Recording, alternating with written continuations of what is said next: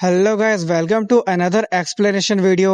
और गाइस, ये मानवा सच में काफी ज्यादा अच्छा है, तो इस मानवा को जरूर पूरा देखना।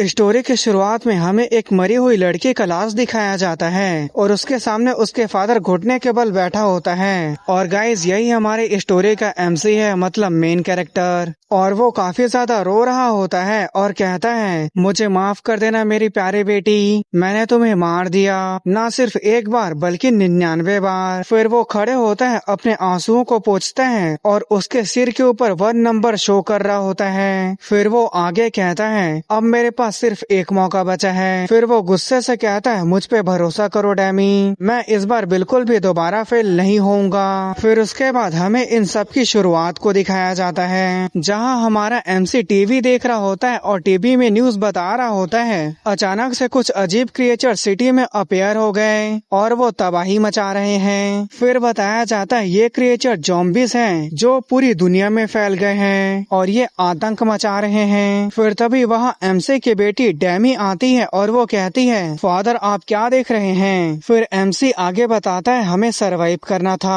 हम जीना चाहते थे। फिर अगले सीन में दिखाया जाता है जहाँ डेमी मर गई होती है और एमसी रोते और चिल्लाते हुए कह रहा होता है, डेमी जाग जाओ प्लीज, मुझे छोड़ के मत जाओ। फिर एमसी आगे बताता है, लेकिन ये दुनिया खुद एक हेल था, एक बूढ़े आदमी और एक जवान लड़की के जिंदा रहने के लिए ये दुनिया एक हेल था और बस इसी तरह से हम इस हेल में मारे गए। फिर दिखाया जाता है एमसी खुद सुसाइड कर लेता है। इस पल मुझे ऐसे लगा कि सभी चीजें खत्म हो गई। फिर उसके बाद हमें बहुत ही खूबसूरत गॉडेस को दिखाया जाता है। और गाइस, मैंने जितना भी मानवा देखा है उन सभी मानवा में ये सबसे ज्यादा खूबसूरत गॉडेस है। और उस गॉडेस के सामने हमारा एमसी घुटने के बल बैठा होता है। फिर वो गॉडेस हमारे एमसी को कुछ बोलती है, लेकिन हमें यहाँ पर बताया नहीं जाता।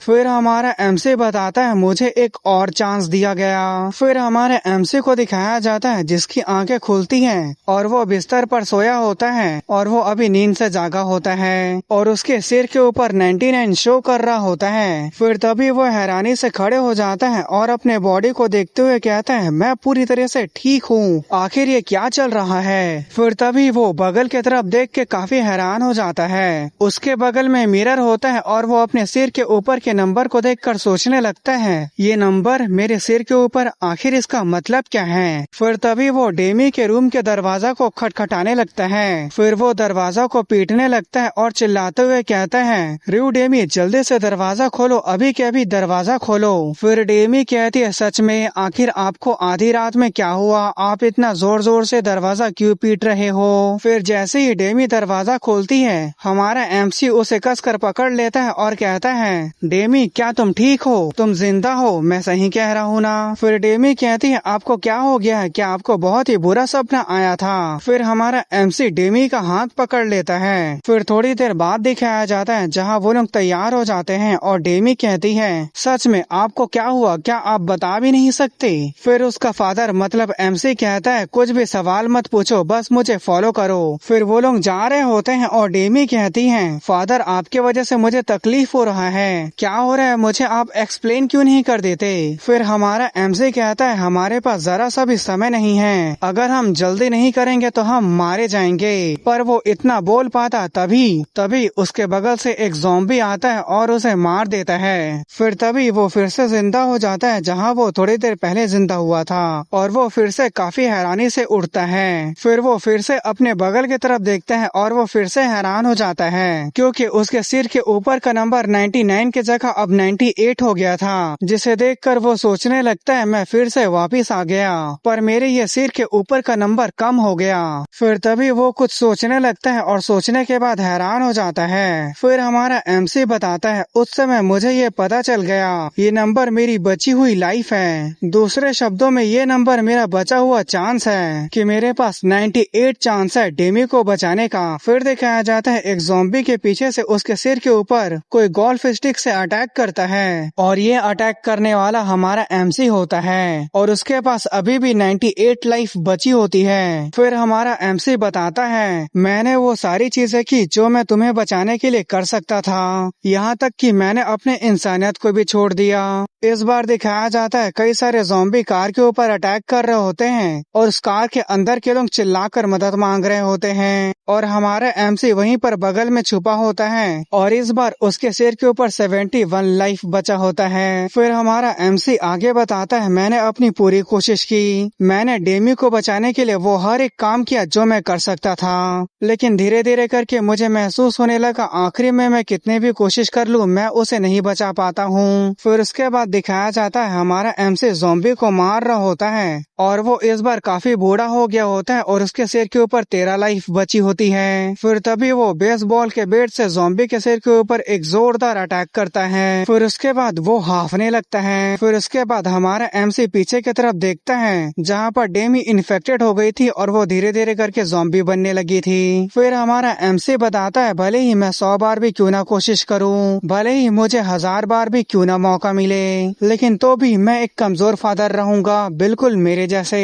और यहाँ पर डेमी कह रही होती है, फादर मुझे बचा लो। फिर वो उसके कंधे के ऊपर अपने दांतों से काट लेती है और हमारा एमसी उसे गले लगा लेता है और अपने ही सिर के ऊपर गन को तानते हुए कहता है, मैं सिर्फ अपनी प्यारी बेटी को मौत तक ही पहुँचा सकता हूँ। फिर उसके बाद हमारा एमसी फिर से उसी समय में जिंदा हो जाता है और उसकी आंखों से आंसू निकल रहे होते हैं और वो अपने बिस्तर पर लेटे लेटे ही रो रहा होता है। फिर उसके बाद वो अपने बिस्तर पे पैरों को मोड़कर अच्छे से बैठ जाता है और रोते रोते ही कुछ सोचने लगता है। फिर उसके बाद वहाँ पर आवाज आने लगती है जिसकी आवाज सुनकर डेमी उठ जाती है। फिर वो अपने दरवाजे को खोलते हुए कहती है, फादर आखिर इतना रात को क्या चीज का शोर शराबा हो रहा है। फिर दिखाया जाता है उसका फादर मतलब एमसी चाकू को पकड़ा होता है और वो डेमी की तरफ देख रहा होता है, जिसे देखकर डेमी हैरान होते हुए कहती है, फादर आप क्या कर रहे हैं। फिर उसके बाद हमारा एमसी काफी ज्यादा सीरियस लुक के साथ डेमी को देखने लगता है। फिर उसके बाद वो डेमी के पास आता है और डेमी के गले लग जाता है। ऐसा करता देख डेमी भी काफी हैरान हो जाती है। फिर उसके बाद एमसी आंख बंद करता है और एक गहरी सांस लेने के बाद डेमी को कहता है, मैं तुमसे वादा करता हूँ, भले ही मैं 100 बार भी फेल हो जाऊँ या 1000 बार भी फेल हो जाऊँ या मिलियन या बिलियन बार भी क्यों ना फेल हो जाऊँ, लेकिन मैं तुम्हें बचाने के लिए मरते दम तक अपनी पूरी कोशिश करूँगा।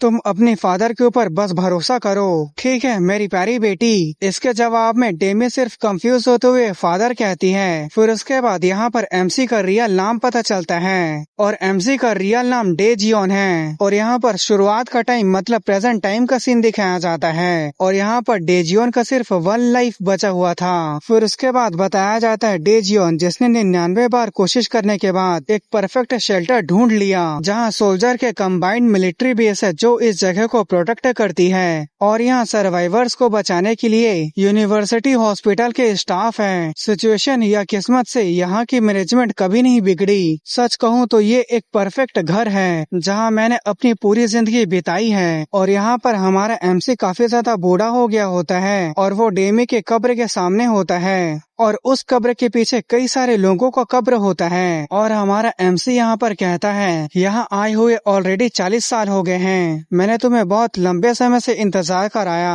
क्यों मैं सही कह रहा हूँ ना मेरी बेटी। फिर वो गुलाब के गुलदस्ते को रखते हुए कहता है, मुझे इस बार बहुत ही केयरफुल रहना होगा क्योंकि ये चांस मेरा आखिरी चांस है। मैं बहुत परेशान हूँ, ये जगह सेफ है, अगर हम किसी तरह से इस जगह पर जिंदा पहुँच जाते हैं तो ये जगह हमारी फाइनल डेस्टिनेशन होगी। फिर वो अपने सिर के ऊपर बंदूक को तानते हुए कहता है, मेरा इंतजार करो मेरी प्यारी बेटी, जल्दी तुम्हारे फादर तुम्हारे पास आ रहे हैं। फिर उसके बाद हमारे एमसी को दिखाया जाता है जो अपने आंख बंद किया था। फिर वो आंख खोलता है और उसके बगल में डेमी थी। फिर वो एक गहरी सांस लेता है और डेमी की तरफ देखता है। फिर डेमी भी एमसी की तरफ देखने लगती है। फिर उसके बाद डेजियोन सोचने लगता है, मेरे पास्ट लाइफ में फाइनल सेटर तक पहुंचने से पहले डेमी मारी गई थी क्योंकि वो मेरी गलती की वजह से मारी गई थी। फिर प्रेजेंट टाइम में यही सब सोच सोच के वो गुस्सा होते हुए सोचने लगता है, मैंने अपने 40 साल को उस जगह पर बिताई और अपने लाइफ को 100 बार रिपीट किया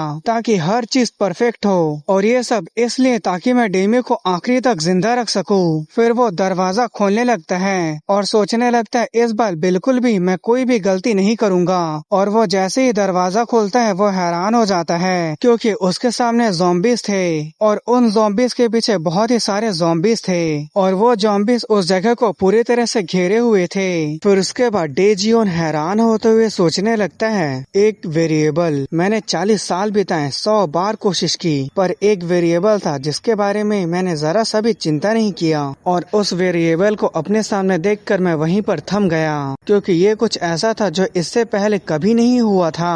मेरे 99 बार कोशिश करने के वक्त भी पहले कभी नहीं हुआ था। एक कंडीशन जिसके बारे में सवाल नहीं उठाया जा सकता था, जिसके बारे में मैंने ना तो कभी शक किया और न ही कभी सोचा। फिर तभी वो सारे ज़ॉम्बीज डेजियोन के ऊपर अटैक कर देते हैं और वो हैरान होते हुए सोच रहा होता है, इससे पहले कभी भी दरवाजे के सामने पर ज़ॉम्बीज नहीं थे और वो ज़ॉम्बीज बिल्कुल डेजियोन के पास पहुंच गए थे। फिर तभी डेमी जोर से फादर चिल्लाती है। फिर उसके बाद डेजियोन डेमी को पीछे की तरफ एक जोरदार धक्का देता है, जिससे वो काफी पीछे फेंका जाती है।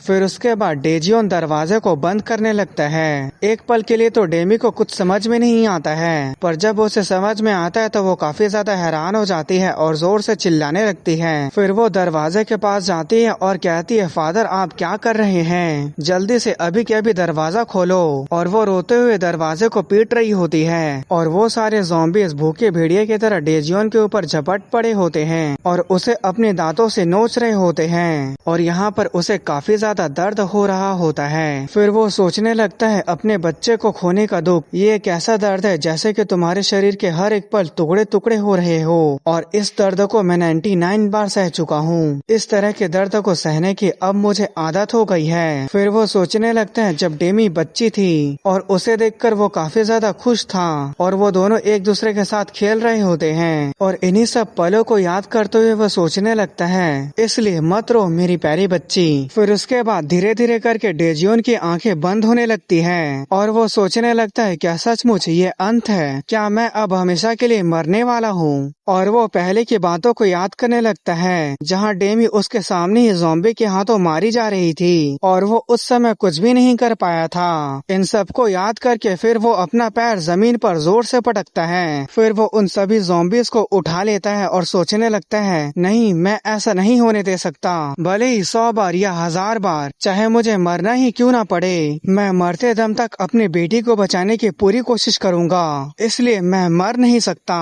फिर उसके बाद वो जोर से चिल्लाता है और वो सारे ज़ॉम्बीज डेजियोन के आसपास से दूर फेंका जाते हैं। फिर उसके बाद एक ज़ॉम्बी डेजियोन की तरफ अटैक करने के लिए आगे बढ़ जाता है और उसके ऊपर अटैक करने वाला होता है, पर तभी डेजियोन पलक झपकने की स्पीड से उसके सिर को अपने हाथ से उखाड़ देता है और वो इसी तरह से ज़ॉम्बी को वहाँ बुरी तरह से मार रहा था और वो उन्हें काफी ज्यादा ब्रूटली मार रहा था।